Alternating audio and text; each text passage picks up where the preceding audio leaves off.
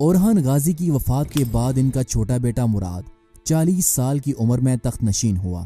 سلطان مراد میں ملک گیری اور حکمرانی کی وہ تمام خصوصیات بدرجہ غایت موجود تھیں جو آل عثمان کی ابتدائی فرما رواؤں کا طر امتیاز رہیں۔ سلطان مراد کی غیر معمولی فوجی قابلیت نے ایک قلیل مدت میں یورپ کی متعدد سلطنتوں کو سلطنت عثمانیہ میں شامل کر لیا تھا۔ سلطان مراد ہی وہ پہلے عثمانی سلطان ہیں جنہیں میدان جنگ میں شہادت نصیب ہوئی تھی۔ اورحان غازی نے اپنی زندگی کے آخری دنوں میں ریاست کا انتظام انہوں نے اپنے بیٹے شہزادے مراد کو سونپ دیا تھا۔ مراد کو اس سے پہلے چھاپا مار دستوں کا سردار مقرر کیا گیا تھا۔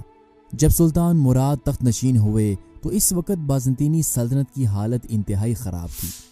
اس کے تمام ایشیائی مقبوضات پر عثمانی ترکوں کا قبضہ ہو چکا تھا اور یورپ میں قسطنطنیہ کے علاوہ صرف شمالی تھریس اور مقدونیہ اور موریا کے کچھ علاقے باقی رہ گئے تھے۔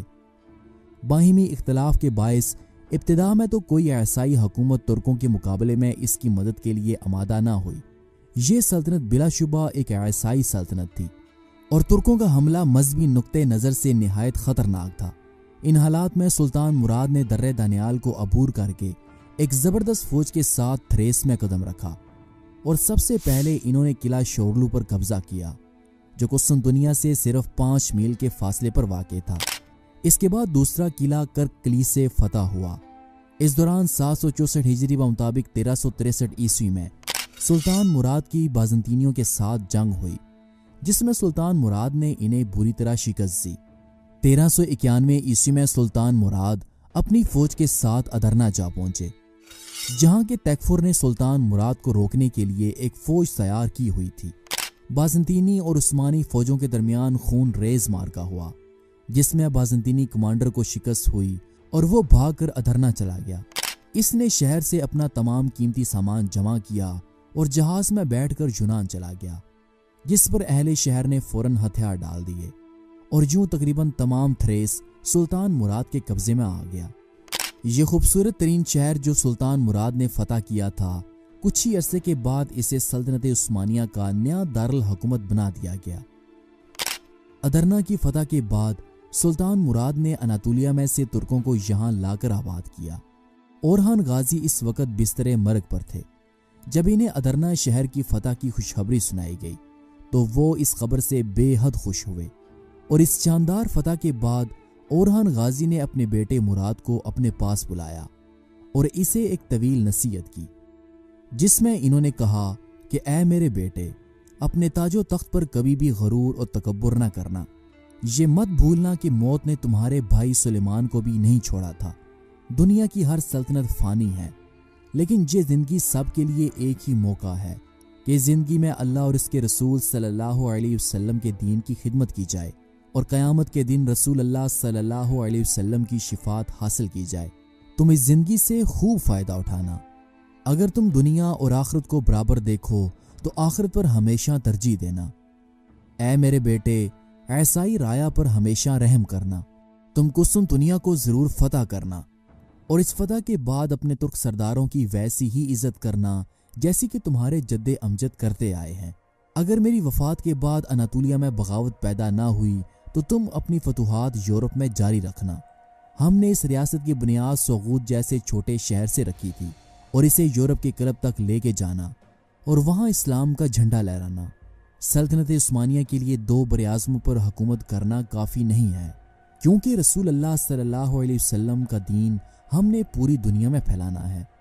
جس طرح ہم سلجوقوں کے وارث ہیں ویسے ہی ہم روم کے بھی وارث ہیں۔ کبھی بھی قرآن کے حکم سے انحراف نہ کرنا، انصاف کے ساتھ حکومت کرنا، اپنے گزشتہ فوجیوں کا خاص خیال رکھنا، غریبوں کو کھانا کھلانا، ذاتی طور پر دین کی خدمت کرنے والوں کی خدمت کرنا اور ظالموں کو سزا دینے میں کبھی بھی تاخیر نہ کرنا۔ اگر تم نے ان باتوں پر عمل کیا تو تم دنیا و آخرت میں فلاح پا جاؤ گے۔ اللہ تعالیٰ تمہارے دور حکومت میں برکت عطا فرمائے۔ اور اس نصیحت کے کچھ ہی عرصے کے بعد دوسرے عثمانی سلطان اورحان غازی انتقال کر گئے۔ شہزادے مراد کے لیے یہ بڑا ہی کٹن مرحلہ تھا کیونکہ اس سے پہلے انہوں نے اپنے جوان بھائی شہزادے سلیمان کو کھویا تھا اور اب ان کا والد اورحان غازی بھی اس دنیا سے وفات پا چکا تھا۔ باپ اور بھائی کے دکھ کو دل میں لیے 36 سال کی عمر میں سلطان مراد سلطنت عثمانیہ کے تیسرے حکمران کے طور پر برسر اقتدار آئے، اور جہاں سے سلطان مراد کی زندگی کا ایک اور باب کھلتا ہے۔ سلطان مراد نے 27 سال تخت عثمانی پر حکومت کی۔ اس دوران انہوں نے ذاتی طور پر 37 جنگوں میں حصہ لیا۔ سلطان مراد بلا شبہ ناقابل شکست، شاندار جرنیل، تجربہ کار اور شہید عثمانی سلطان تھے۔ اورہان غازی اناطولیہ میں موجود باقی ترک قبائل کی نسبت سب سے زیادہ طاقتور ترین ترک سردار تھے۔ جیسے ہی اورہان غازی کی وفات ہوئی تو ان کی موت کا فائدہ اٹھاتے ہوئے کچھ ترک قبائل نے سلطنت عثمانیہ پر حملہ کر دیا۔ ان میں سے کرمان قبیلہ پیش تھا، جس نے عثمانی سلطنت پر حملہ کر کے انقرہ کے آس پاس کا علاقہ لوٹ لیا تھا۔ جب سلطان مراد کو کرمان قبیلے کے حملے کی خبر ملی تو انہوں نے سب سے پہلے اناطولیہ میں موجود بازنطینی سلطنت کے آخری چند شہروں میں سے ایک شہر ارغلی پر حملہ کر کے اسے فتح کر لیا۔ اس کے بعد سلطان مراد اپنی فوجوں کے ساتھ انقرہ چلے گئے، جہاں پر انہوں نے کرمان قبیلے کی فوج پر حملہ کر دیا، جنہوں نے عثمانی علاقوں کو لوٹ کر یہاں قبضہ کر لیا تھا۔ سلطان مراد ایک تجربہ کار کمانڈر تھے۔ انہوں نے انتہائی کم وقت میں کرمانی فوج کو پیچھے دھکیلتے ہوئے چھینے ہوئے علاقوں کو واپس حاصل کر لیا۔ اس پر مجبوراً کرمان قبیلے کے سردار نے سلطان مراد سے عارضی طور پر صلح کر لی اور وہ پیچھے ہٹ گیا۔ اناطولیہ میں موجود ترک قبائل کی جانب سے مطمئن ہونے کے بعد سلطان مراد یورپ کی جانب بڑھے۔ سلطان مراد یورپ میں مزید فتوحات حاصل کرنا چاہتے تھے، اس لیے وہ اپنی فوج کے ساتھ یورپ کی جانب بڑھے، اور اس دوران ان کے ساتھ 2 عثمانی کمانڈر، جن میں ایک ایفرینوس بے جبکہ دوسرے لالا شاہین پاشا تھے، جنہیں سلطان مراد نے بیلر بے کا خطاب دیا تھا۔ سلطان مراد نے ایفرینوس بے کو کوموتینی کے علاقوں کو فتح کرنے کے لیے روانہ کیا، جبکہ لالا شاہین پاشا کو سلطان مراد نے بلغاریہ کی جانب زاگورا نامی علاقے کی فتوحات کے لیے روانہ کیا۔ سلطان مراد کے دونوں کمانڈر کامیاب رہے اور انہوں نے ان دونوں علاقوں کو فتح کر کے انہیں عثمانی سلطنت میں شامل کر لیا۔ یوں پہلی بار بلغاریہ میں عثمانیوں نے قدم رکھا۔ لالا شاہین پاشا زاگورا نامی علاقے کی فتح کے بعد پلوفدیف شہر جا پہنچے، جو کہ بلغاریہ کا ایک اہم ترین شہر تھا، اور کچھ ہی دنوں کے محاصرے کے بعد انہوں نے اس شہر کو فتح کر لیا۔ اس شہر کی فتح کے بعد کچھ بلغاری شہری اور سپاہی ہجرت کر کے سرویا کے شہنشاہ اسٹیفن اوروش کے پاس چلے گئے۔ انہوں نے شہنشاہ کو عثمانیوں کے حملوں کی خبر دی اور اسے باور کروایا کہ اگر اس نے عثمانیوں کے خلاف بروقت کارروائی نہ کی تو اہل بلغار کے بعد اس کی بھی باری آئے گی اور عثمانی اس کے علاقوں کو بھی فتح کر لیں گے۔ سرویا کا بادشاہ عثمانیوں کے حملوں سے ڈر گیا اور اس نے انہیں روکنے کے لیے اور نیز ترکوں کو یورپ سے نکالنے کے لیے جنگ کی تیاریاں شروع کر دیں۔ اس کے ساتھ ساتھ اس نے یورپ میں مسیحی اتحاد بھی قائم کیا اور ایک صلیبی جنگ کے لیے یورپ کے تمام بادشاہوں کو اس نے خطوط لکھے۔ یورپ میں ابتدائی فتوحات کے بعد سلطان مراد نے شہنشاہ قسطنطنیہ سے 1363 عیسوی میں ایک نیا معاہدہ کیا، جس کی روح سے اہل قسطنطنیہ پر سخت ترین پابندیاں لگائی گئیں۔ اس معاہدے کے تحت مشرقی رومی سلطنت عثمانیوں کو ٹیکس ادا کیا کرے گی۔ عثمانیوں کی جانب سے فتح کی گئی زمینوں میں وہ حقوق نہیں مانگ سکیں گے۔ عثمانی سلطنت کے خلاف وہ کسی بھی دوسری مسیحی ریاست سے اتحاد نہیں کریں گے اور ضرورت پڑنے پر وہ عثمانیوں کو فوجی مدد بھی فراہم کریں گے۔ ادھر یورپ میں سربیا کے شہنشاہ کی صلیبی جنگ میں حصہ لینے کے لیے پوپ اربن پنجم کے اکسانے پر ایک صلیبی فوج تیار کی گئی، جس میں سربیا، ہنگری، بلغاریہ، ولاچیا اور بوسنیا نے شرکت کی۔ جلد ان 5 ریاستوں نے مل کر ایک بڑی فوج تیار کی، جس کی تعداد کم و بیش 60,000 کے قریب تھی، اور اس فوج کی کمان ہنگری کے بادشاہ لایوش کے زیر کمان تھی، جو اس فوج کو لے کر ادرنے پر حملہ کرنے کے لیے روانہ ہوا۔ سلطان مراد اس وقت اناطولیہ میں بورسا شہر میں موجود تھے۔ جیسے ہی ادرنے میں لالا شاہین پاشا کو عیسائیوں کے اس لشکر کے پیش قدمی کرنے کی خبر ملی تو انہوں نے سلطان مراد کو عیسائیوں کے حملے سے انہیں آگاہ کیا۔ عیسائی لشکر بغیر کسی آرام کے تیزی کے ساتھ عثمانیوں کی جانب پیش قدمی کر رہا تھا۔ لالا شاہین پاشا نے اس فوج کی رفتار کو سست کرنے کے لیے فوری طور پر حاجی البے کی کمان میں انہوں نے 4000 سپاہیوں پر مشتمل ایک چھوٹا سا دستہ روانہ کیا۔ اگرچہ لالا شاہین پاشا کے بھیجے ہوئے اس معمولی لشکر کا عیسائی لشکر کے ساتھ کوئی مقابلہ نہ تھا، لیکن یہ دراصل ایک حکمت عملی تھی جس کے مطابق عیسائی لشکر کو روکے رکھنا تھا تاکہ اس دوران سلطان مراد اناطولیہ سے یورپ میں باقی فوج کے ساتھ پہنچ سکیں۔ سلطان مراد نے اپنی فوجوں کو اناطولیہ میں جمع کیا، لیکن اگر سلطان مراد برق رفتاری سے بھی یورپ میں پہنچنا چاہتے تو ممکن نہیں تھا، کیونکہ صلیبی لشکر عثمانی سرحدوں کے بالکل قریب پہنچ چکا تھا اور سلطان مراد کے اور ادرنا شہر کے درمیان ہزاروں میل کا فاصلہ تھا۔ اگر لالا شاہین پاشا سلطان مراد کے آنے کا انتظار کرتے تو تب تک بہت دیر ہو جاتی، سو انہوں نے فیصلہ کیا کہ وہ سلطان مراد کا انتظار کیے بغیر اس عیسائی فوج کا مقابلہ کریں گے۔ شاہین پاشا جانتے تھے کہ برسوں سے جو فتوحات ہم نے یورپ میں کی ہیں، اگر اس وقت عیسائیوں کو نہ روکا گیا تو یہ تمام علاقے ان کے ہاتھ سے نکل جائیں گے۔ لالا شاہین پاشا نے ادرنے میں اپنے ترک سرداروں کے ساتھ مشاورت کی، جس کے بعد انہوں نے ایک بڑا ہی مشکل لیکن تاریخی فیصلہ کیا۔ انہوں نے یہ فیصلہ کیا کہ وہ ادرنے میں دفاعی پوزیشن کے بجائے شہر سے نکل کر عیسائی فوج کا سامنا کریں گے اور میدان جنگ میں انہیں شکست دے کر ان کی طاقت کو ختم کریں گے۔ اس کے لیے انہوں نے جنگی تیاریاں مکمل کیں اور شہر سے نکل کر اپنی فوج کو ایک محفوظ مقام میں چھپا دیا، اور حملے کی رات کو انہوں نے اللہ تعالیٰ کے حضور گڑ گڑا کر مدد کی دعا مانگی۔ ادھر صلیبی لشکر بغیر کسی عثمانی مزاحمت کے جب ادرنے شہر تک پہنچ گیا تو اس نے یہ سمجھا کہ عثمانیوں پر فتوحات حاصل کرنا تو بالکل آسان کام ہے، اس لیے انہوں نے ادرنے کو فتح کرنے سے پہلے ایک میدان میں اپنے لشکر کے ساتھ پڑاؤ ڈالا اور ایک بڑے جشن کا انہوں نے اہتمام کیا۔ عیسائی لشکر بے انتہا خوش تھا اور وہ اپنی اس ابتدائی فتوحات پر پھولے نہیں سما رہا تھا۔ رات کے اندھیرے میں صلیبی فوج شراب اور نشے میں مدہوش ہو چکی تھی۔ کچھ سپاہی تو سو چکے تھے جبکہ باقی کے سپاہی شراب و کباب کی مستی میں بدمست تھے کہ فتح کے جشن کے دوران اچانک پڑاؤ کے چاروں اطراف سے تکبیر کی آوازیں بلند ہونا شروع ہو گئیں۔ یہ دراصل عثمانی کمانڈر لالا شاہین پاشا کی ایک چال تھی۔ وہ اچھی طرح سے سمجھتے تھے کہ وہ اپنے مختصر سے دستے کے ساتھ اس صلیبی فوج کا مقابلہ نہیں کر سکتے، جس کی تعداد کم و بیش 60,000 کے آس پاس تھی۔ سو انہوں نے فیصلہ کیا کہ جب رات کے وقت صلیبی فوج آرام کر رہی ہوگی اور وہ شراب کے نشے میں دھت ہوگی تو اس وقت صلیبی لشکر پر حملہ کرنا انتہائی آسان ہوگا۔ سو انہوں نے ایسا ہی کیا۔ حملے سے پہلے عثمانی فوج نے ڈھول کی آواز سے رات کے اندھیرے میں خوف و ہراس پیدا کر دیا، اور پھر لالا شاہین پاشا اور حاجی علبے اپنے اپنے سپاہیوں کے ساتھ نعرے تکبیر کے ایمان افروز نعروں کی گونج کے ساتھ عیسائی لشکر پر ٹوٹ پڑے۔ یہ حملہ چاروں اطراف سے کیا گیا تھا۔ عیسائی لشکر کے وہم و گمان میں بھی نہ تھا کہ عثمانی یوں ان پر اچانک رات کے وقت حملہ کر سکتے ہیں، اس لیے تعداد میں زیادہ ہونے کے باوجود صلیبی فوج نے عثمانیوں کے خلاف کوئی خاص مزاحمت نہ کی۔ یہ رات صلیبی فوج کے لیے انتہائی خوفناک رات تھی۔ جب صبح کا سورج طلوع ہوا تو میدان صلیبی فوج کی لاشوں کے ساتھ اٹا پڑا تھا۔ بہت سے صلیبی فوجی جنگی قیدی بنا لیے گئے جبکہ چند سو زندہ بھاگنے میں کامیاب بھی ہو گئے۔ ہنگری کا بادشاہ لایوش بھی اس حملے میں اپنی جان سے ہاتھ دھو بیٹھا تھا۔ یوں یورپ سے ترکوں کو نکالنے کا خواب صلیبیوں کا خواب ہی رہا۔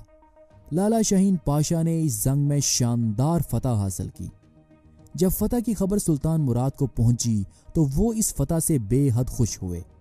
اس فتح سے ترکوں کے قدم یورپ میں مزید مضبوط ہو گئے۔ اس کے بعد سلطان مراد ادرنے یورپ جا پہنچے اور انہوں نے ادرنے شہر کو سلطنت عثمانیہ کا نیا دارالحکومت بنا دیا۔ سلطان مراد کی تو یہ ابتدائی فتوحات تھیں، ابھی مزید انہوں نے یورپ میں فتوحات جاری رکھنی تھیں۔ انشاءاللہ اگلی آنے والی ویڈیو میں ہم آپ کو سلطان مراد کی باقی کی فتوحات کے بارے میں بتائیں گے۔ اور خان غازی کی وفات کے بعد سلطان مراد اول نے سلطنت عثمانیہ کے تیسرے سلطان کے طور پر عثمانی تخت سنبھالا۔ اس کے بعد انہوں نے اناطولیہ میں طاقتور ترین ترک قبیلے کرمانیہ سے جنگ لڑتے ہوئے ان سے اپنے چھینے ہوئے علاقے واپس لے لیے، جبکہ یورپ میں سلطان مراد اول کے بہترین کمانڈر لالا شاہین پاشا نے جنگ مارٹیز میں عیسائی فوج کو شکست دیتے ہوئے بلغاریہ اور سربیا کے بیشتر علاقوں کو عثمانی سلطنت میں شامل کر لیا تھا۔ یوں اب عثمانی سلطنت پہلے سے زیادہ مضبوط ہو چکی تھی۔ یورپ میں صلیبی لشکر کو شکست دینے کے بعد سلطان مراد نے بحر مارمرا کے کنارے پر موجود رومی سلطنت کا ایک چھوٹا سا شہر بیگا کا محاصرہ کر لیا۔ یہ شہر دراصل بحری لٹیروں قاتلان کی آماج گاہ تھی جو عثمانیوں کے لیے درد سر بنے ہوئے تھے۔ اس شہر کی فتح کے لیے سلطان مراد نے خشکی کے راستے محاصرہ شروع کیا اور کچھ ہی دنوں میں یہ محاصرہ ختم ہو گیا اور اہل شہر نے ہتھیار ڈال دیے۔ اس فتح کے بعد سلطان مراد اپنے لشکر کے ساتھ بورسا شہر چلے گئے، جہاں انہوں نے اس فتح کی خوشی میں ایک مسجد تعمیر کروائی۔ سلطان مراد اس وقت کی سیاست کو بڑی اچھی طرح سے سمجھتے تھے۔ وہ جانتے تھے کہ یورپ میں موجود صلیبی ریاستیں ان ترکوں کو یورپ سے نکالنے کے لیے کسی بھی حد تک جا سکتی ہیں۔ عیسائیوں کو ابتدائی شکست دینے کے بعد بھی سلطان مراد کو خدشہ تھا کہ عیسائی ایک بار پھر ان کے خلاف متحد ہوں گے۔ اس لیے سلطان مراد نے فیصلہ کیا کہ آئندہ اپنی سلطنت کو بجائے ایشیا کے وہ یورپ میں وسعت دینے کی کوشش کریں گے۔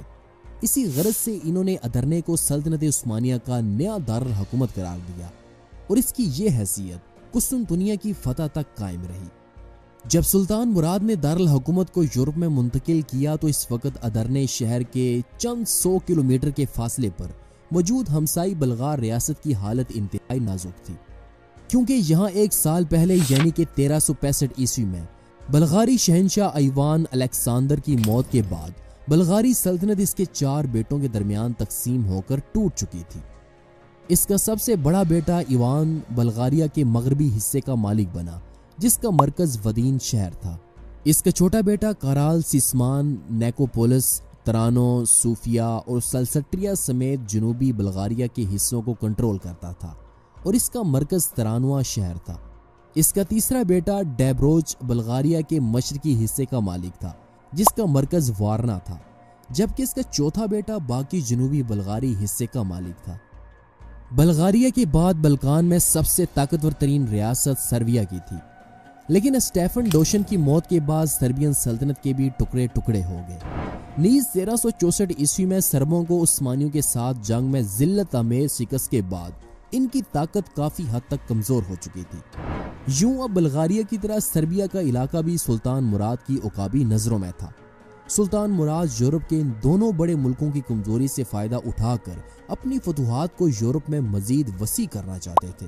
اس کے لیے انہوں نے مشرقی رومی سلطنت کے ساتھ ایک امن معاہدہ کیا ہوا تھا، جس کی بنا پر سلطان مراد اب ان رومیوں کی جانب سے مطمئن تھے، کیونکہ اس معاہدے کے تحت نہ تو وہ کھل کر عثمانیوں کے خلاف جنگ لڑ سکتے تھے اور نہ ہی وہ کسی دوسری عیسائی سلطنت کا ساتھ دے سکتے تھے۔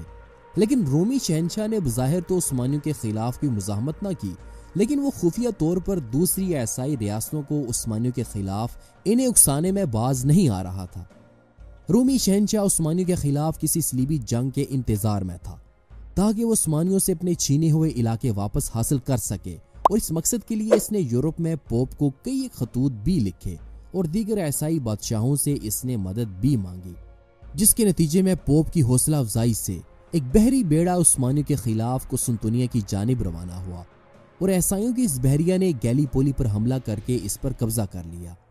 یہ قبضہ اس لیے بھی ممکن ہوا کہ ترکوں کو سمندر میں لڑنے کا کوئی خاص تجربہ نہ تھا، اس لیے رومیوں نے ترکوں کی اس کمزوری سے فائدہ اٹھاتے ہوئے گیلی پولی پر قبضہ کر لیا اور یوں یہ شہر پھر رومیوں کے پاس واپس چلا گیا۔ اناطولیہ اور یورپ کو آپس میں ملانے کے لیے یہ علاقہ بے حد اہمیت کا حامل تھا، جس کے چھن جانے کے بعد ترکوں کو اناطولیہ میں آنے کے لیے کافی مشکلات کا سامنا کرنا پڑتا تھا۔ سلطان مراد نے جب گیلی پولی کے چھن جانے کی خبر سنی تو وہ اس خبر سے بے حد غصہ ہوئے، کیونکہ 1363 عیسوی میں رومیوں کے ساتھ ہونے والے ایک معاہدے کے تحت وہ عثمانی سلطنت پر نہ تو حملہ کر سکتے تھے اور نہ ہی عثمانیوں کے خلاف کسی دوسری ریاست سے اتحاد کر سکتے تھے، لیکن شہنشاہ نے اس معاہدے کو توڑتے ہوئے گیلی پولی پر قبضہ کر لیا تھا۔ سلطان مراد نے شہنشاہ قسطنطنیہ کو جلد از جلد گیلی پولی ترکوں کے حوالے کرنے کا مطالبہ کیا، لیکن شہنشاہ نے سلطان مراد کے خط کا کوئی خاطر خواہ جواب نہ دیا اور اس نے گیلی پولی پر قبضہ برقرار رکھا، جس پر مجبوراً سلطان مراد نے ذاتی طور پر فوج کو تیار کیا اور انہوں نے رومی دارالحکومت قسطنطنیہ کی جانب پیشقدمی شروع کر دی اور انہوں نے قسطنطنیہ کے قریب رومیوں کے 2 اہم ترین قلعوں پر حملہ کر کے اسے فتح کر لیا۔ اس دوران جب سلطان مراد رومی علاقوں پر حملے کر رہے تھے تو ادھر بلغاریہ میں عثمانی کمانڈر تیمور تاش پاشا کی کمان میں عثمانی فوجیں بلغاریہ کے شہر جامبول کا محاصرہ کیے ہوئے تھے، اور چند دنوں کے محاصرے کے بعد بلغاریہ کا یہ شہر بھی فتح ہو کر عثمانی سلطنت میں شامل ہو گیا۔ سلطان مراد ان ابتدائی فتوحات کے بعد واپس اپنی فوج کے ساتھ ادرنے شہر چلے گئے۔ ادھر جنوبی بلغاریہ میں ایک اور عثمانی کمانڈر ایورینوس بے مقدونیہ کی فتوحات کے لیے نکلے ہوئے تھے، جبکہ شمال کی جانب لالا شاہین پاشا صوفیہ کے قریب اعتمان شہر کا محاصرہ کیے ہوئے تھے، اور انہوں نے بھی اس شہر کو فتح کر لیا۔ اس شہر کی فتح کے بعد لالا شاہین پاشا سماکوو نامی شہر کی فتح کے لیے روانہ ہوئے، جو لوہے کی اہم کانوں کی وجہ سے مشہور تھا۔ یہ شہر بھی لالا شاہین پاشا نے فتح کر کے اسے عثمانی سلطنت میں شامل کر لیا۔ یوں 1366 سے 1369 عیسوی کے درمیان عثمانیوں نے یورپ میں بیشتر مقبوضات کو فتح کر کے انہیں عثمانی سلطنت میں شامل کر لیا تھا۔ ادھر قسطنطنیہ میں شہنشاہ کو جلد اپنی محکومی کا احساس ہو گیا، اس نے 1369 عیسوی میں یورپ کا سفر کیا اور پوپ کی خدمت میں حاضر ہو کر اس نے یورپ کی عیسائی حکومتوں کو سلطنت عثمانیہ کے خلاف ابھارنے کی درخواست پیش کی، اور اس نے پوپ کی حمایت حاصل کرنے کے لیے طرح طرح کی ذلت گوارا کی۔ یونانی کلیسا کے ان تمام عقائد سے بیزارگی ظاہر کی جو کلیسائے روما سے مختلف تھے، اور مذہبی معاملات میں کلیسائے روما کی برتری بھی تسلیم کر لی، مگر ان تمام باتوں کے باوجود شہنشاہ اپنا مقصد حاصل نہ کر سکا، اور عیسائی حکومتیں ترکوں کے خلاف اعلان جنگ کرنے کے لیے آمادہ نہ ہو سکی۔ شہنشاہ ناکام و نامراد ہو کر قسطنطنیہ کو واپس نکل پڑا، اور واپسی میں جب وہ وینس سے گزر رہا تھا تو وہاں کے بعض ساہوکاروں نے، جن سے روم کے سفر کے لیے اس نے روپیہ قرض لیا تھا، انہوں نے اسے گرفتار کر لیا، اور اس کے پاس اتنا پیسہ نہ تھا کہ قرض ادا کر کے اپنی جان چھڑا سکے۔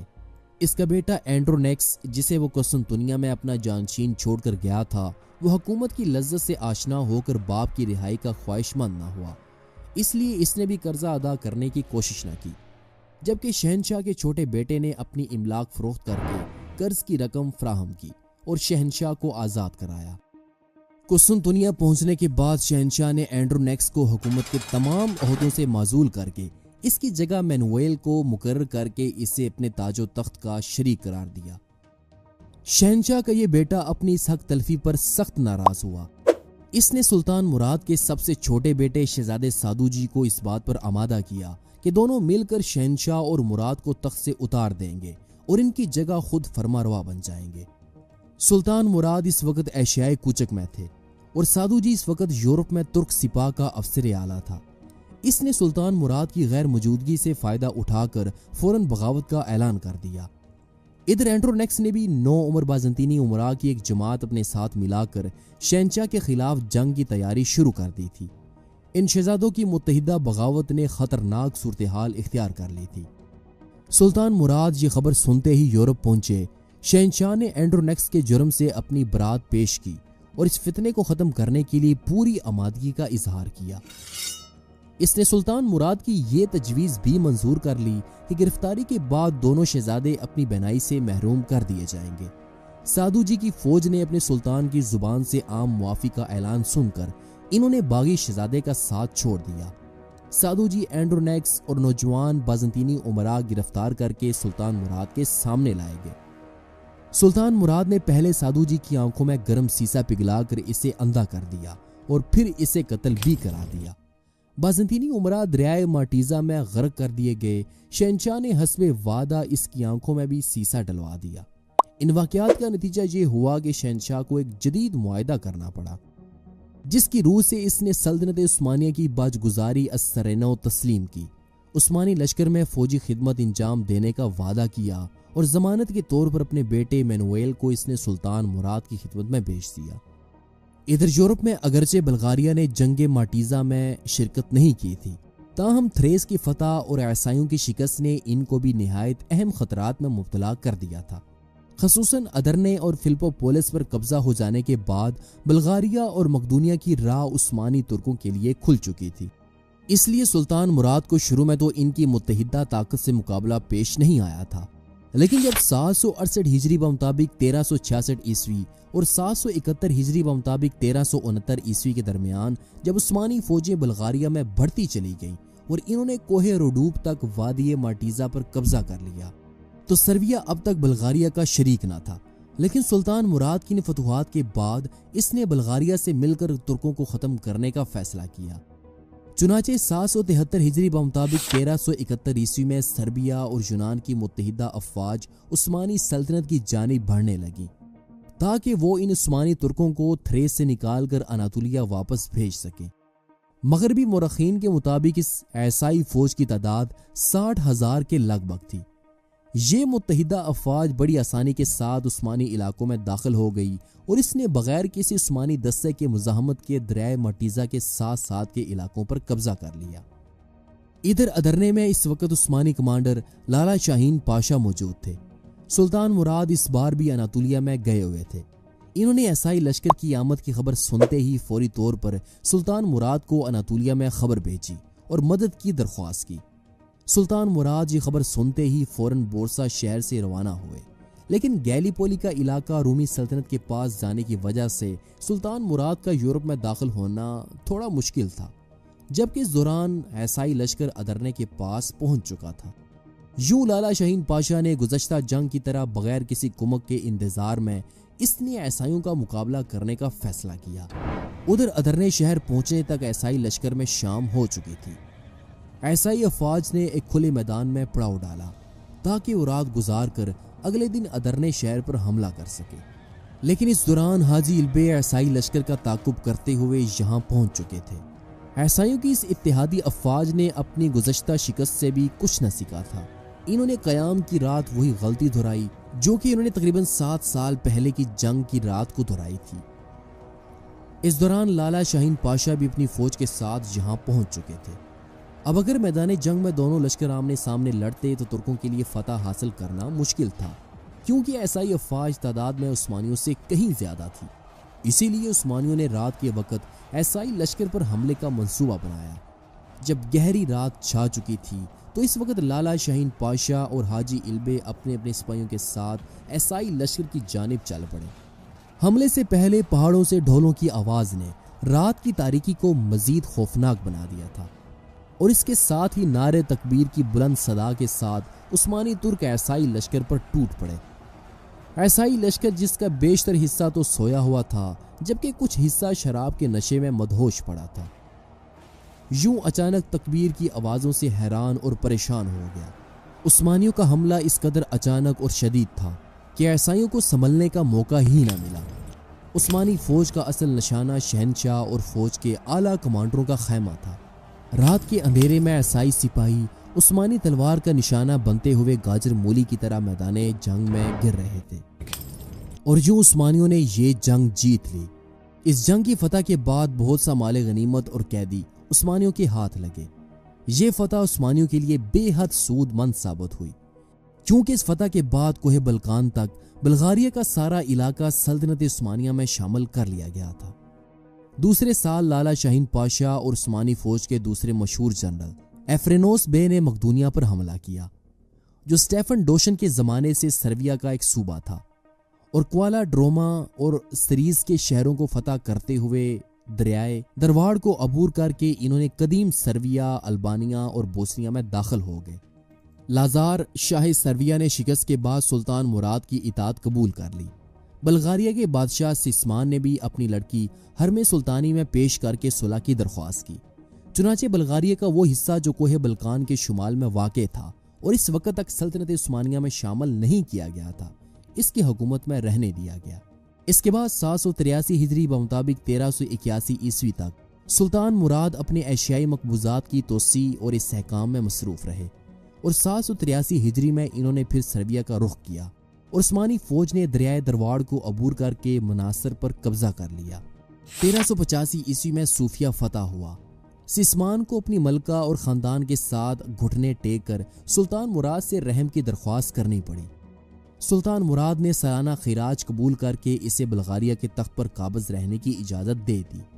787 ہجری بمطابق 1386 عیسوی میں 25 روز کے شدید ترین محاصرے اور سخت ترین جنگ کے بعد نیش پر، جو سرویا کے قلب میں انتہائی مضبوط قلعہ تھا، اس پر سلطان مراد نے قبضہ کر لیا۔ سرویا نے اب 1000 پونڈ نکری سالانہ خراج اور عثمانی لشکر کے لیے 1000 سوار دینے کا وعدہ کر کے سلطان مراد اول سے صلح کر لی۔ یورپ میں بلغاریہ، مقدونیہ اور سرویا کو شکست دینے کے بعد سلطان مراد اول نے سلطنت عثمانیہ کی سرحدیں یورپ تک وسیع کر لی تھی۔ اب عثمانی ترک اس خطے کے اصل مالک تھے۔ ان تمام فتوحات کے بعد سلطان مراد نے سلطنت کے انتظام و استحکام کی جانب اپنی توجہ مبذول کی۔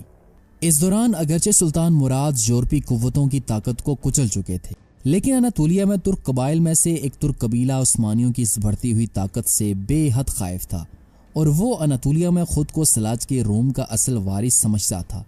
یہ طاقتور ترین ترک قبیلہ کرمانیہ تھا، جس نے سلطان مراد کی توجہ یورپ سے ہٹا کر اناطولیہ کی جانب مبذول کروائی، اور نہ چاہتے ہوئے بھی سلطان مراد کو اپنے ترک بھائیوں کے خلاف تلوار اٹھانی پڑی۔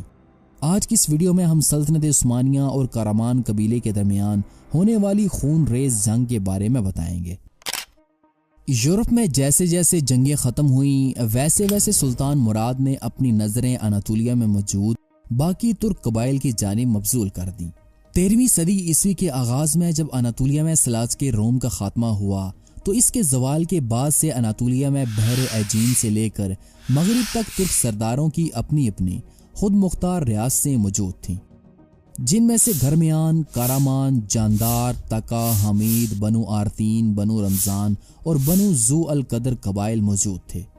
ان ترک قبائل کی آپس میں وقتاً فوقتاً چپکلش ہوتی رہتی تھی، جس کی وجہ سے یہ ایک دوسرے کے خلاف تلوار اٹھانے میں دیر نہیں لگاتے تھے۔ ابتدا میں عثمانی قبیلہ ان باقی ترک قبائل میں سے ایک چھوٹا سا ترک قبیلہ تھا، لیکن سلطان مراد اول کے دور حکومت تک اب یہ عثمانی قبیلہ مکس اناطولیہ کا ایک چھوٹا سا قبیلہ نہیں رہا تھا۔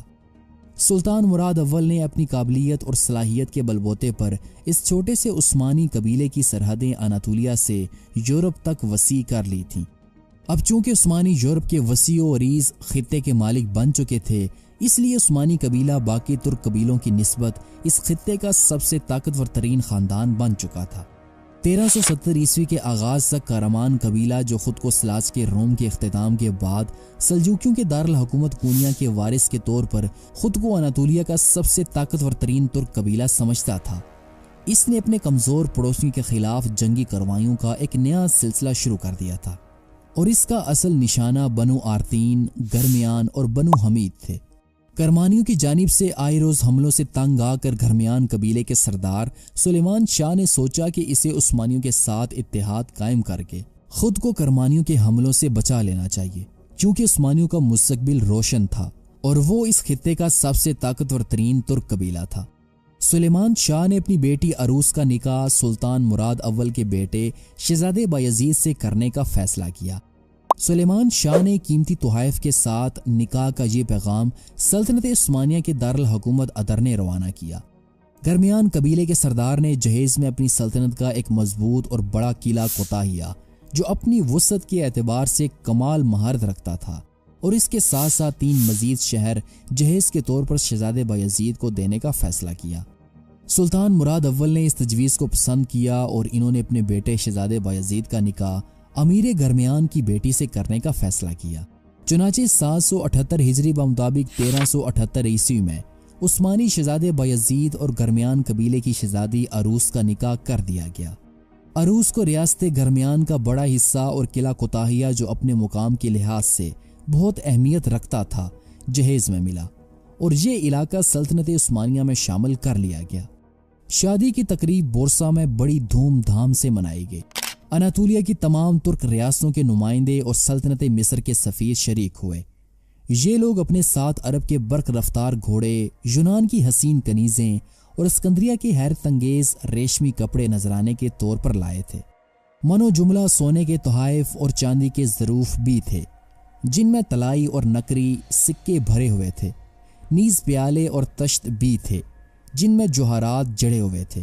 یہ تمام چیزیں سلطان مراد نے اپنے مہمانوں میں تقسیم کر دیں، لیکن جب عروس نے گرمیان کے قلعوں کی کنجیاں پیش کیں تو سلطان نے انہیں اپنے ہی پاس رکھا۔ اس کامیاب شادی کے بعد گرمیان قبیلے کے ہمسائے میں موجود ایک اور ترک سردار حسین نے یہ سوچا کہ اگر وہ بھی عثمانیوں کے ساتھ اتحاد کر لے تو اسے امیر کرمانیہ سے نجات مل جائے گی۔ تو اس غرض سے اس نے سلطان مراد اول سے ایک معاہدہ کیا۔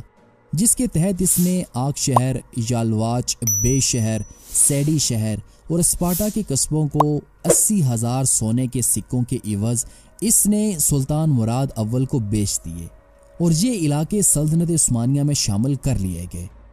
یوں عثمانیوں نے بغیر جنگ لڑے گرمیان اور بنو حمید قبیلے کا بیشتر علاقہ اپنی سلطنت میں شامل کر لیا تھا، لیکن ان سب کے باوجود سلطان مراد اناطولیہ میں امن و امان قائم رکھنا چاہتے تھے۔ اس غرض سے انہوں نے اپنی بیٹی نفیسہ کا نکاح کرمان قبیلے کے سردار علاؤ الدین بے کے ساتھ کرنے کا فیصلہ کیا۔ کرمانیہ اور آل عثمان کی آویزش ابتدا سے چلی آ رہی تھی۔ اسے ختم کرنے کے لیے سلطان مراد نے اپنی بیٹی نفیسہ کا نکاح علاؤ الدین امیر کرمانیہ سے کر دیا۔ چنانچہ تقریباً 10 سال یہ صلح قائم رہی، لیکن ان میں سے ہر فریق اناطولیہ کے ترکوں کی سرداری کا دعوے دار تھا۔ چنانچہ اپنی بیٹی کی شادی امیر کرمانیہ سے کرنے کے بعد سلطان مراد اناطولیہ کی جانب سے مطمئن ہو گئے اور انہوں نے یورپ کی جانب اپنی فتوحات کا سلسلہ شروع کیا، کیونکہ انہوں نے بلقان میں اپنی سلطنت کو مزید وسعت دینے کا منصوبہ بنایا ہوا تھا۔ سلطان مراد اپنی فوج کے ساتھ واپس دارالحکومت ادرنے شہر چلے گئے، جہاں سلطان مراد نے بازنطینی شہنشاہ مینویل دوم کی بغاوت کو کچلنے کے لیے ایک فوج اپنے وزیر جاندارلی حلیل پاشا کی کمان میں 1383 عیسوی میں روانہ کی، اور ایک طویل محاصرے کے بعد 1387 عیسوی میں عثمانی وزیر جاندارلی حلیل پاشا نے تھیسا لونیکی شہر پر قبضہ کر کے اسے عثمانی سلطنت میں شامل کر لیا، اور یوں بازنطینی سلطنت ایک اور اہم ترین شہر سے محروم ہو گئی۔ سلطان مراد جو کہ دوران یورپ میں اپنی فتوحات کو وسعت دے رہے تھے، تو اناطولیہ میں موجود امیر کرمانیہ نے سلطان مراد کی غیر موجودگی سے فائدہ اٹھاتے ہوئے اس نے اناطولیہ میں موجود عثمانی سلطنت کے ایک شہر بے شہر پر قبضہ کر لیا۔ سلطان مراد کو جب امیر کرمانیہ کی اس بغاوت کی خبر ملی تو وہ اس پر سخت برہم ہوئے، اور انہوں نے اپنے اتحادیوں کو مدد کے لیے ادرنے شہر بلایا اور باقی فوجوں کو بھی جمع ہونے کا حکم دیا، جس کے بعد انہوں نے امیر کرمانیہ کے خلاف اعلان جنگ کر دیا۔ اس جنگ میں سلطان مراد کے پاس ان کے 2 بیٹے بایزید اور شہزادہ یعقوب تھے، جبکہ ان کے بہترین کمانڈر کارا تیمور تاش پاشا بھی عثمانی فوج میں شامل تھے۔ قسطنطنیہ سے شہنشاہ جان پنجم کی قیادت میں ایک فوجی دستہ اور سرویا کے شہنشاہ لازار کی کمان میں بھی ایک فوجی دستہ سلطان مراد کی مدد کے لیے ادرنے شہر پہنچ چکا تھا۔ یوں اب سلطان مراد کے پاس ایک زبردست اور عظیم فوج تھی، جس کی تعداد تقریباً 40 سے 70 ہزار کے لگ بھگ تھی۔ سلطان مراد اپنی اس فوج اور اتحادیوں کے ساتھ جلد پرانے دارالحکومت بورسا شہر جا پہنچے، جہاں انہوں نے موسم سرما گزارا، اور اس کے بعد انہوں نے 1387 عیسوی کے موسم بہار میں امیر کرمانیہ کو شکست دینے کے لیے اپنی فوج کے ساتھ بورسا شہر سے نکلے، اور کونیا کے قریب ایک میدان میں دونوں ترک فوجیں آمنے سامنے ہوئیں۔ جنگ کے میدان میں عثمانی فوج کے مرکز میں سلطان مراد اپنے ذاتی محافظوں کے ساتھ موجود تھے۔ لشکر کے دائیں جانب شہزادہ یعقوب کے پاس گھڑسوار دستے کی کمان تھی، جبکہ لشکر کے بائیں جانب شہزادہ بایزید گھڑسوار دستے کا سربراہ تھا۔ لشکر کے دائیں جانب بازنطینی پیدل نیزہ باز اور مغرب میں سربیائی پیدل نیزہ باز دستے موجود تھے، جبکہ عثمانی لشکر کے سامنے یعنی کہ فرنٹ پر عثمانی کمانڈر تیمور تاش پاشا پیدل دستوں کے ساتھ کھڑے تھے۔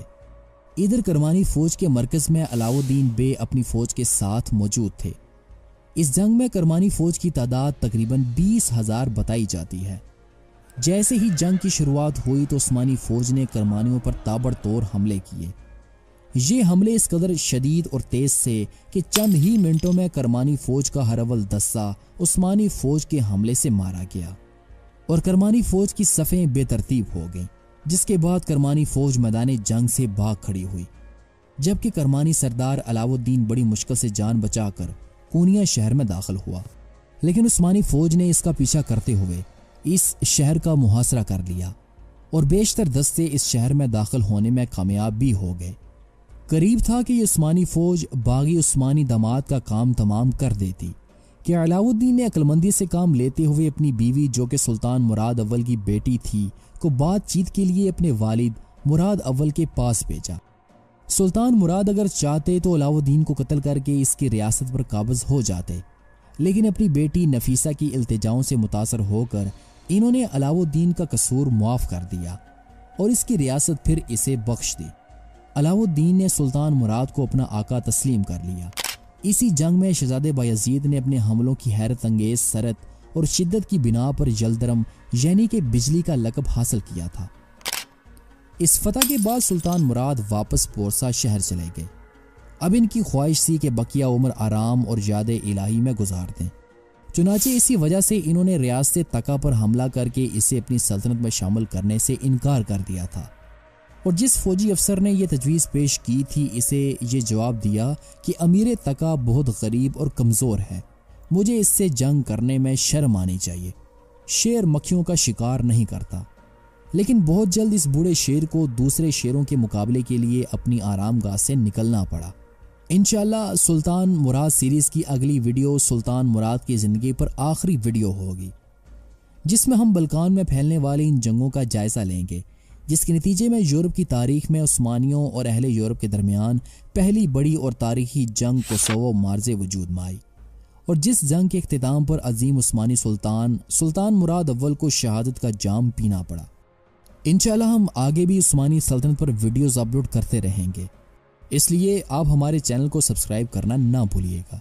سلطنت عثمانیہ کی تاریخ پر مبنی ہماری سیریز کی گزشتہ ویڈیو میں ہم نے سلطنت عثمانیہ کے جلالی سلطان مراد اول کی زندگی کا احاطہ کیا تھا، جہاں پر ان کی قیادت میں عثمانی اناطولیہ میں طاقتور ترین ترک خاندان بن گیا تھا، اور اس کے ساتھ ساتھ یورپ میں سلطان مراد نے بلقان میں مزید فتوحات حاصل کی۔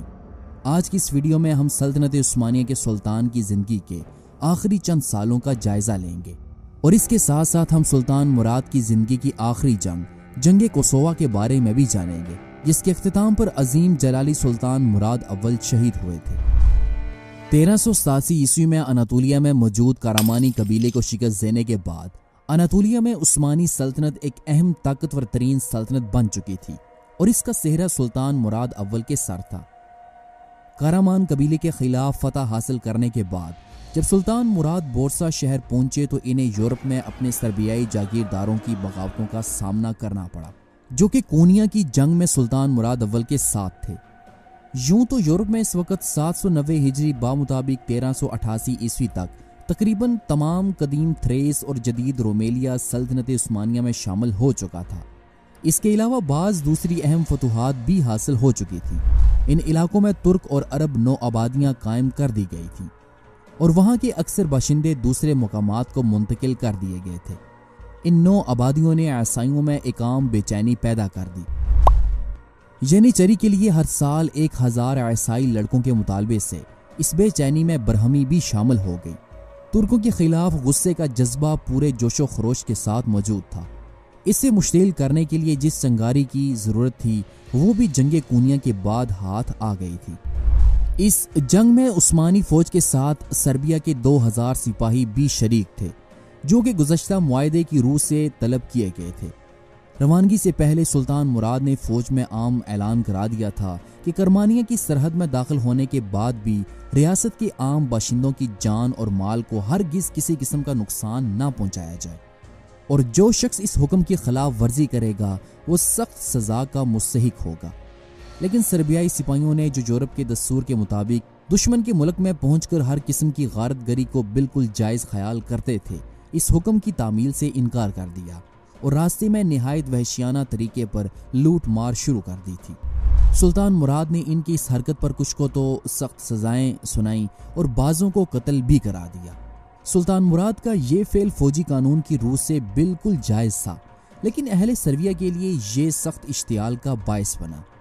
جبکہ اسی سال 20,000 کی عثمانی فوج عثمانی کمانڈر تیمور تاش پاشا کی کمان میں سربیا کے بادشاہ لازار کے خلاف سرحد کی جانب روانہ ہوئی، جس کے مقابلے کے لیے لازار نے 30,000 کی ایک فوج کو جمع کیا اور دریائے ڈینیوب کے دامن میں موجود ایک وادی میں ترکوں اور سربوں کی آپس میں سخت ترین جنگ ہوئی، جس میں ترکوں کو بری طرح شکست ہوئی اور چند ایک ہی ترک سپاہی زندہ جان بچا کر واپس پہنچنے میں کامیاب ہوئے۔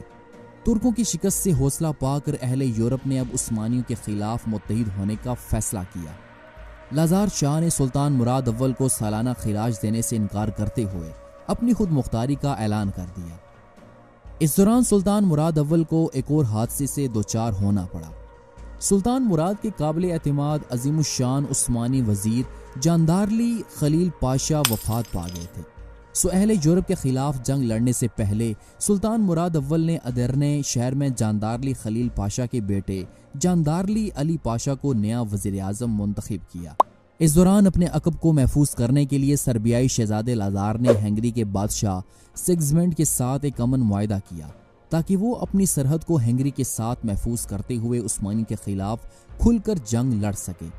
اس معاہدے کے بعد اس نے باقی عیسائی ریاستوں کے ساتھ اتحاد کرنا شروع کر دیا تھا۔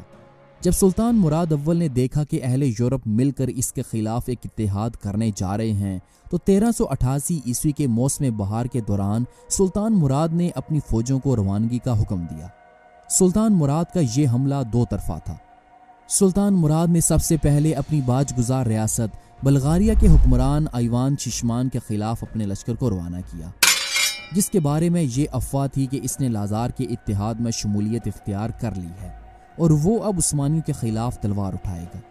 جبکہ سلطان مراد کا دوسرا بڑا حملہ براہ راست سربیا کے شہزادے لازار کے خلاف تھا۔ سلطان مراد کے پہلے لشکر کی قیادت عثمانی وزیر جاندارلی علی پاشا کے ہاتھ میں تھی۔ 1388 عیسوی کے آخر میں وہ اپنے 30,000 مضبوط عثمانی لشکر کے ساتھ سلطان مراد کے حکم سے بلقان کے پہاڑوں کے اوپر سے گزرتے ہوئے برق رفتاری کے ساتھ شمالی بلغاریہ کے میدانوں میں اترے، اور دیکھتے ہی دیکھتے انہوں نے بلغاریہ کے 3 اہم ترین شہروں پر حملہ کر کے انہیں فتح کر لیا۔ بلغاریہ کا شہنشاہ ایوان چشمان عثمانیوں کے حیرت انگیز حملوں سے گھبرا اٹھا اور وہ جان بچاتا ہوا اپنے دارالحکومت ترنوا سے نکل کر نیکوپولس کے قریب ڈینیوب قلعے کی طرف بھاگ کھڑا ہوا، جہاں اس نے عثمانی لشکر کے خلاف جنگی تیاری شروع کی۔ لیکن عثمانی وزیر جاندارلی علی پاشا کے برق رفتار حملوں کی تاب نہ لاتے ہوئے بے شمار بلغاریائی فوجوں نے ہتھیار ڈال دیے۔ ان ہتھیار ڈالنے والے شہروں میں سے چروین، شومن، وینچن، سویش، توف اور اویش کے فوجی دستے شامل تھے۔ یوں مشرقی بلغاریہ کے بڑے حصے کو فتح کرنے کے بعد علی پاشا کی افواج مغرب کی جانب پیش قدمی کرتے ہوئے انہوں نے نیکوپولس قلعے کا محاصرہ کر لیا، جہاں ایوان چشمان اپنی بچی کھچی فوج کے ساتھ عثمانی فوج کے خلاف مزاحمت کرنے لگا۔ تاہم یہاں زیادہ عرصہ محاصرہ جاری رہنے کے بعد علی پاشا سمجھ گئے کہ وہ اپنی مختصر سی فوج کے ساتھ نیکوپولس کو فتح نہیں کر سکتے، اس لیے انہوں نے مزید فوجی کمک کے لیے دارالحکومت ادرنے سلطان مراد اول کو خط لکھا۔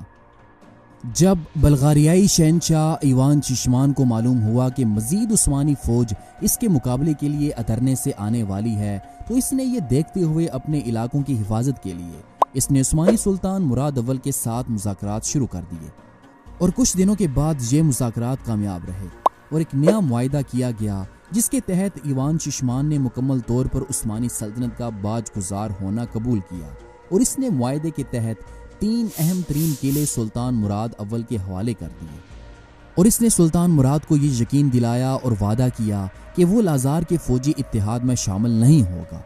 یوں اس فتح کے بعد اب بلغاریہ کے پاس سوائے ترنوا اور نیکوپولس کے چند ایک چھوٹے چھوٹے قلعے ہی باقی بچے تھے۔ اس پہلی کامیاب فوجی مہم کے بعد سلطان مراد نے یورپ میں اپنی فوجوں کو جمع ہونے کا حکم دیا، اور اس کے علاوہ انہوں نے اناطولیہ میں موجود ترک قبائل جن میں سے گرمیان، کارامان، بنو حمید، بنو جاندار، بنو رمضان اور باقی کے ترک قبائل سے فوجی مدد مانگی، اور جلد ان ترک قبائل نے کفار کے خلاف فتح کے لیے اپنے مجاہدین کو اناطولیہ میں سلطان مراد کے پاس روانہ کیا۔ 1389 یعنی کہ 1399 عیسوی میں بوڑھا ترک فاتح سلطان مراد اپنی فوجوں کے ساتھ پلوودیو شہر میں داخل ہوا، اور انہوں نے اناطولیہ میں اپنے بیٹے بایزید اور یعقوب کو خط بھیجے تاکہ وہ اپنی فوجوں کے ساتھ اناطولیہ میں اپنے باپ کی فوج کے ساتھ شامل ہو جائیں۔ اسی سال یعنی کہ 1389 کے موسم بہار کے دوران تقریباً 40,000 کا ایک عثمانی لشکر پلوودیو شہر میں جمع ہو چکا تھا۔ اس دوران سربیائی شہزادہ لازار غافل نہیں بیٹھا ہوا تھا، اس نے بھی عثمانیوں کے خلاف اپنی جنگی تیاریوں کو تیز کر دیا۔ عیسائیوں کی اس فوج میں بوسنیا، ہنگری، البانیہ، ولاچیا اور یہاں تک کہ نائٹس ہاسپٹلرز کا ایک چھوٹا سا دستہ بھی اس عیسائی اتحاد میں شامل تھا۔ جون کے پہلے ہفتے لازار کے ماتحت عیسائی اتحادی فوج عثمانیوں کو یورپ سے نکالنے کے لیے جنوب کی جانب اس نے پیش قدمی شروع کی۔ اور 15 جون 1399 عیسوی کو کوسووا کے میدان میں لازار اور عثمانی سلطان مراد اول کی فوجیں آمنے سامنے ہوئیں۔ رات کے وقت سلطان مراد نے اپنی جنگی کونسل کو جمع کیا اور انہوں نے جاندارلی علی پاشا، شہزادہ بایزید، تجربے کار عثمانی کمانڈر تیمور تاش پاشا اور غازی ایورینوس بے کے ساتھ مل کر جنگی منصوبہ تیار کیا۔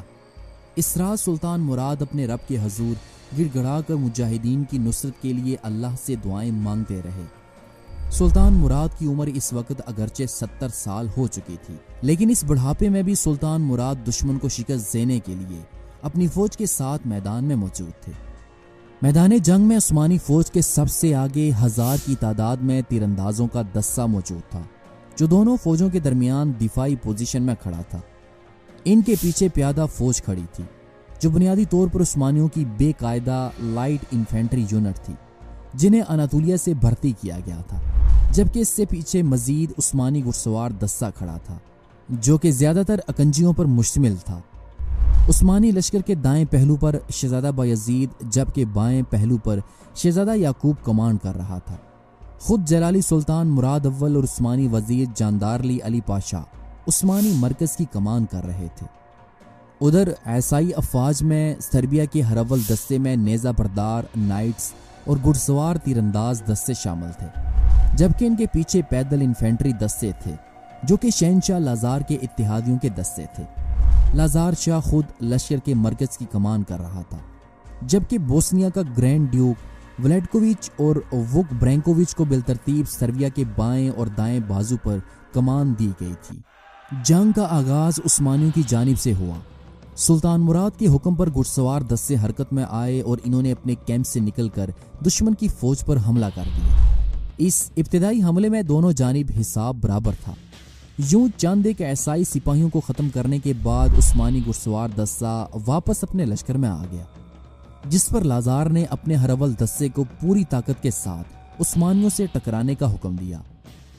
جب سربیا کے گھڑسوار نائٹس دستے عثمانیوں کی جانب بڑھے تو عثمانی تیراندازوں نے دفاعی پوزیشن کو سنبھالتے ہوئے دشمن پر تیروں کی بارش کر دی، لیکن عیسائیوں کے ہراول دستے نے اپنی پوری طاقت کے ساتھ عثمانیوں کے تیراندازوں پر حملہ کرتے ہوئے انہیں ختم کر دیا، اور یہ عثمانیوں کا ابتدائی نقصان تھا۔ کوسوو کی جنگ کے بارے میں مختلف مورخین کی مختلف آراء پائی جاتی ہیں، جس میں سے ایک عیسائی مورخ جس کا تعلق بوسنیا سے تھا، اس کے مطابق جنگ کے دوران 12 سربیائی نائٹس کا ایک گروپ تھا، جنہوں نے سلطان مراد کو قتل کرنے کی قسم کھائی، اور وہ ترکوں سے لڑتے لڑتے سلطان مراد تک پہنچنے میں کامیاب ہو گئے، اور انہوں نے سلطان کے ذاتی محافظوں کو ختم کرتے ہوئے سلطان مراد پر حملہ کر دیا، جس حملے میں سلطان مراد کی موت ہو گئی۔ اگر عثمانیوں کی بات کی جائے تو وہ بھی ان ذرائع سے متفق ہوتے ہیں، لیکن ان کا کہنا ہے کہ سلطان کی وفات تو ہوئی تھی، لیکن وہ جنگ کے دوران نہیں بلکہ جنگ کے اختتام کے بعد ہوئی تھی۔ ان میں سے بعض مورخین کا کہنا ہے کہ جب کوسوو کی جنگ کا اختتام ہوا تو سلطان مراد میدان جنگ میں مردوں کا معائنہ کر رہے تھے کہ ایک عیسائی نائٹ جو کہ مردہ ہونے کا بہانہ کیے ہوئے تھا، جب سلطان مراد اس کے پاس پہنچے تو اس نے اچانک خنجر سے سلطان مراد پر ایک جان لیوا وار کیا، جس سے سلطان کی موت واقع ہو گئی۔ جبکہ ایک آخری حوالہ جو کہ سلطان مراد کی شہادت کا ملتا ہے اور جسے بیشتر مسلمان مورخین نے نقل کیا ہے اور وہ حقیقت کے بالکل قریب معلوم ہوتا ہے، وہ تاریخی حوالہ یہ ہے کہ جب کوسوو کی جنگ کا اختتام ہوا تو ایک سروی امیر میلوش کوبیلوویچ عثمانی لشکر کی طرف گھوڑا دوڑاتا ہوا آیا، اور اس نے لازار شاہ کے خلاف بغاوت کا اعلان کرتے ہوئے اس نے یہ کہا کہ مجھے کچھ نہایت اہم راز سلطان کو بتانے ہیں۔ چنانچہ اسے سلطان مراد کی خدمت میں لایا گیا، لیکن قدم بوسی کے وقت اس نے اچانک کھڑے ہو کر سلطان مراد پر خنجر سے حملہ کیا، جس سے سلطان مراد شدید زخمی ہو گئے اور وہ اپنے مقصد میں کامیاب ہو کر بھاگنے کی کوشش میں تھا کہ عثمانی محافظوں نے اس کے ٹکڑے ٹکڑے کر ڈالے، مگر سلطان مراد کو کافی گہرا زخم پہنچ چکا تھا اور وہ محسوس کر رہے تھے کہ وہ تھوڑی دیر کے مہمان ہیں۔ میلوش کے واقعے کے بعد سے عثمانی ریاست میں یہ قانون ہو گیا کہ جب کوئی اجنبی شخص سلطان کے حضور میں لایا جاتا تو 2 آدمی اس کے بازو پکڑے رہتے تاکہ وہ دھوکہ دہی سے سلطان پر حملہ نہ کر دے۔ سلطان کی شہادت سے پہلے عثمانی لشکر کے بائیں جانب جس کی قیادت شہزادہ یعقوب کر رہا تھا، وہاں برینکووچ کے تابڑ توڑ حملوں سے عثمانی لشکر کافی کمزور دکھائی دے رہا تھا اور قریب تھا کہ عثمانی میدان جنگ سے بھاگ کھڑے ہوتے کہ سلطان مراد نے اپنے پاس کھڑے جنیچری کے چند دستوں کو شہزادہ یعقوب کی مدد کے لیے بھیجا۔ یوں شہزادہ یعقوب کو جب مدد ملی تو اس نے ایک آخری اور فیصلہ کن حملے کا حکم دیا اور اب میدان آہستہ آہستہ عثمانیوں کی جانب پلٹ رہا تھا کہ یہاں شہزادے بایزید نے اپنے پاس موجود اناطولیہ سے بھرتی کیے ہوئے گھڑ سوار ترکوں کے دستوں کو سامنے لا کر دشمن کے ساتھ لڑا دیا اور عیسائی فوج کا بایاں بازو کمزور ہوتا گیا۔ شہزادے بایزید کے برق رفتار حملوں سے عاجز آ کر لازار کا بایاں پہلو کمزور ہوتا گیا اور اس کا کمانڈر اپنی فوج کے ساتھ میدان جنگ سے بھاگ کھڑا ہوا، جس کے بعد شہزادے بایزید نے اپنے پیدل دستوں کے ساتھ لازار کی فوج پر حملہ کر دیا۔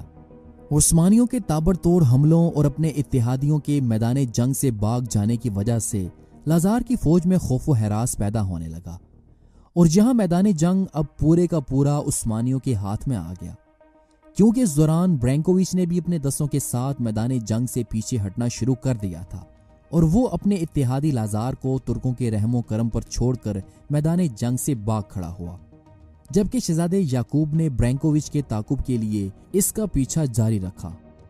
کچھ تاریخی روایات یہ بھی کہتی ہیں کہ وقت برینکووچ اس لیے بھی میدان جنگ سے پسپا ہو گیا کہ اس نے خفیہ طور پر سلطان مراد کے ساتھ سربیا کے تخت کے لیے بات چیت کی ہوئی تھی، لیکن اب جو بھی ہو لازار عثمانیوں کے رحم و کرم پہ تھا۔ عثمانی ترک لازار کی فوج پر تابڑ توڑ حملے کیے جا رہے تھے اور سینکڑوں سربیائی جنگجو اس جنگ میں مارے جا رہے تھے۔ ان میں سے بیشتر نے راہ فرار اختیار کی، جبکہ لازار گرفتار کر لیا گیا۔ یوں برسوں سے بلقان میں عثمانیوں کی راہ میں کانٹا بننے والے لازار کو پکڑ کر سلطان مراد کے سامنے لایا گیا اور سلطان مراد نے لازار کے قتل کا فرمان جاری کیا۔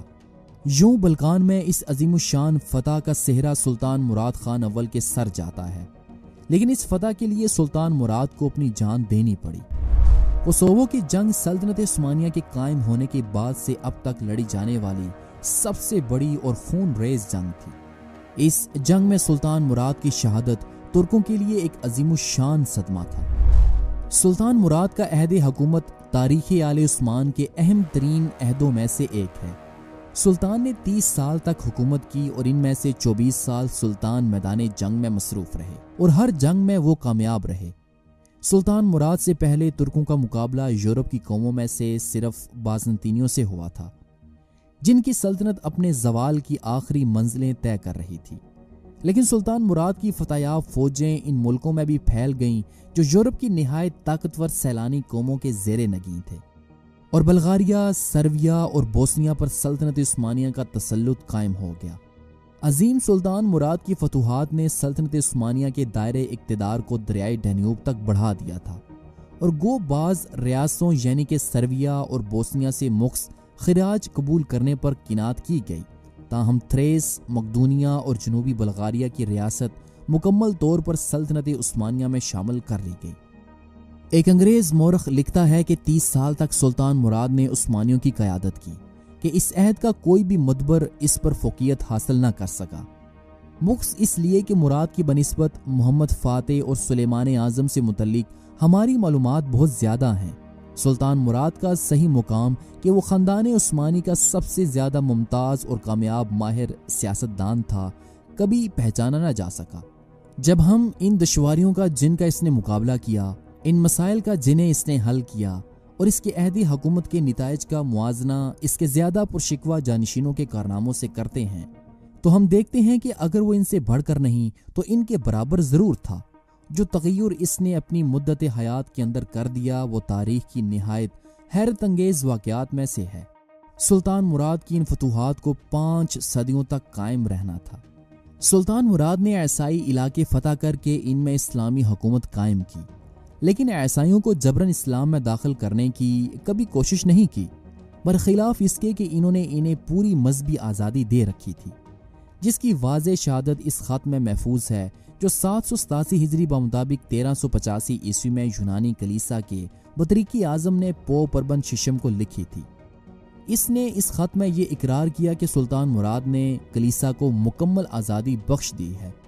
یہ اسی کا نتیجہ تھا کہ 1360 سے 1399 عیسوی کے درمیان بطریق اعظم کے دفتر میں کوئی ایک شکایت بھی عثمانیوں کے ہاتھوں ارباب کلیسا کی بدسلوکی کی درج نہیں ملتی۔ کوسووا کی جنگ میں فتح کے بعد جب عثمانی وزیر جاندارلی علی پاشا اور شہزادہ بایزید سلطان مراد کے پاس پہنچے تو اس وقت سلطان مراد کی آخری سانسیں چل رہی تھیں۔ وزیر اعظم کی مشاورت سے شہزادہ بایزید کو نیا عثمانی سلطان منتخب کر لیا گیا۔ سلطان مراد نے بھی اصرار کیا کہ شہزادہ بایزید کی بیعت کر لی جائے، چنانچہ شہزادہ بایزید کو عثمانی سلطان بنا دیا گیا اور سلطان مراد اول کی بھی وفات ہو گئی۔ اس دوران سلطان مراد اول کا دوسرا چھوٹا بیٹا شہزادہ یعقوب، جو کہ عیسائی لشکر کے تعاقب میں گیا ہوا تھا، اسے نہ تو اپنے والد کی شہادت کی خبر ملی اور نہ ہی اسے یہ پتہ چل سکا کہ جس عثمانی لشکر میں وہ واپس جا رہا ہے وہاں پر اس کا بڑا بھائی بایزید تخت نشین ہو چکا ہے۔ اس دوران عثمانی پاشاؤں نے، جنہوں نے 1373 عیسوی میں عثمانی خانہ جنگی کا ایک تلخ تجربہ کیا ہوا تھا اور سلطان مراد ہی کے ایک بیٹے شہزادہ صافزی کی بغاوت دیکھی ہوئی تھی، انہوں نے فیصلہ کیا اور سلطان بایزید کو یہ مشورہ دیا کہ تخت کی خانہ جنگی سے بچنے کے لیے اپنے بھائی کو قربان کرنا پڑے گا۔ چنانچہ جب شہزادہ یعقوب واپس عثمانی لشکر میں پہنچا تو سلطان بایزید کے حکم پر معصوم شہزادہ یعقوب کا گلا گھونٹ کر اس کا قتل کر دیا گیا۔ یوں شہزادہ یعقوب کا قتل تخت آل عثمان کے لیے پہلا بڑا قتل تھا، اور اس کے بعد یہ روایت پڑ گئی کہ جو بھی عثمانی خاندان کا فرد تخت نشین ہوتا وہ اپنے بھائیوں کو قتل کرا دیا کرتا تھا۔ سلطان بایزید جلدرم نے سلطان بننے کے بعد اپنے والد اور اپنے بھائی شہزادہ یعقوب کو بورسا میں دفن کیا، لیکن اس سے پہلے سلطان بایزید نے اپنے دارالحکومت ادرنے میں اپنے تخت کو محفوظ کرنے کے لیے چند دن گزارے۔ اب عثمانی دارالحکومت میں سلطان بایزید کے وزراء اور مشیر آپس میں یہ چہ مگوئیاں کر رہے تھے کہ سلطان بایزید اپنے والد مراد اول کی موت کا بدلہ اہل یورپ سے کب لیں گے۔ کوسووا کی جنگ عثمانی تاریخ کی ایک عظیم الشان فتح تھی، جس نے ترکوں کو یورپ اور اناطولیہ میں ایک طاقتور ترین ریاست بنا دیا تھا۔